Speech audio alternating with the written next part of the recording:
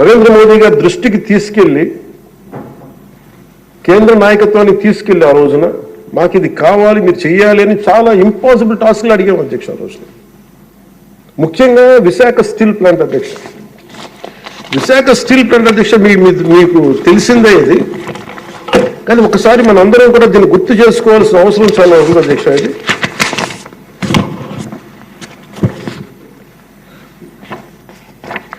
1966 అక్టోబర్లో విశాఖ ఉక్కు ఆంధ్రుల హక్కు అనే నినాదంతో రాష్ట్ర వ్యాప్తంగా ఉద్యమం మొదలైంది.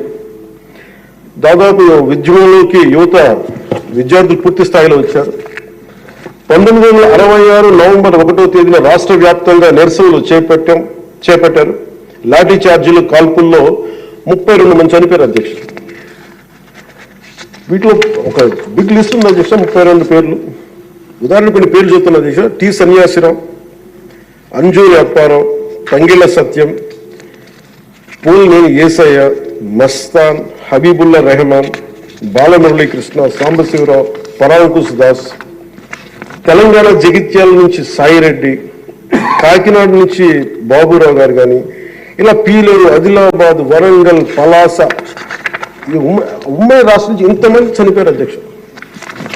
ఇది ఒక ఇంపాసిబుల్ టాస్క్ అధ్యక్ష. దీనిని ప్రైవేటీకరణ జరిగిపోతుంది అని అంటే ఎంత బలమైన ఇబ్బందులు పెట్టారంటే అధ్యక్ష. ఆ రోజున వీళ్ళు ఈ రోజున కూర్చోబెట్టి వీళ్ళు చాలా ఎక్కువ మాట్లాడుతూ ఉన్నారు. వీళ్ళు ఆ రోజున 21 జనవరి 27న విశాఖ ఉక్కు పరిశ్రమలో పెట్టుబడుల్లో ఉపసంహరణ డిజిన్వెస్ట్మెంట్ కేంద్రం ప్రకటన చేశారు అధ్యక్ష. ఆ రోజున వీళ్ళు మద్దతు పలికారు అధ్యక్ష. వైసీపీ నాయకులు మద్దతు పలకటమే కాకుండా వాళ్ళు కూర్చొని మమ్మల్ని అందరినీ ఇరకాటంలో పెట్టాలని, అలాంటి పరిస్థితుల్లో నేను మా నాయకులు మనోహర్ గారు వెళ్ళాం అధ్యక్ష ఢిల్లీకి. వెళ్ళి ఇక్కడ సభ జరిగింది. సభ జరిగితే మేము ఆ రోజున కేంద్ర మంత్రి, హోంమంత్రి శ్రీ అమిత్ షా గారిని కలిసాం అధ్యక్ష. ఉక్కు ప్రైవేటీకరణపై నిర్ణయం మీరు పునరాలోచించుకోమని చెప్పాము అధ్యక్ష. ఒకటే చెప్పాము అధ్యక్ష, ఈ రోజున ఇంతమంది చనిపోయారు, దాదాపు 32 మంది. మా ఆంధ్రప్రదేశ్లో తెలంగాణకి తెలంగాణ అన్న భావం ఉంటుంది. మా ఆంధ్రప్రదేశ్కి దురదృష్టం ఏంటో దౌర్భాగ్యం తెలియదు. మాకు ఎప్పుడు కులాల భావం తప్ప మేము ఆంధ్రులు అనే భావన మాకు లేదు. ఒకే ఒక్క చోట ఆంధ్రులు అనే భావం ఎక్కడ వస్తుందంటే విశాఖ స్టీల్ ప్లాంట్ ఒక్క దగ్గరే ఆంధ్రులు అనే భావన వస్తుంది.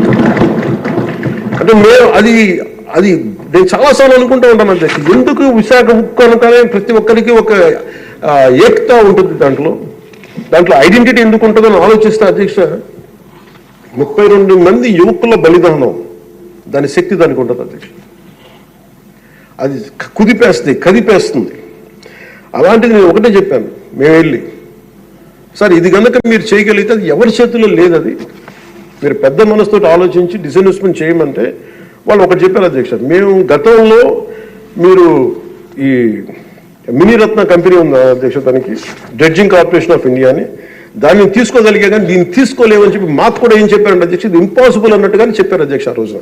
కానీ నేను 2 చేతులు జోడించి మా ప్రయత్నం మేము చేశాను అధ్యక్ష. అదృష్టవశాత్తు గౌరవ ముఖ్యమంత్రి గారు ముందుకు తీసుకెళ్లారు అధ్యక్ష ఈ ప్రపోజల్ని.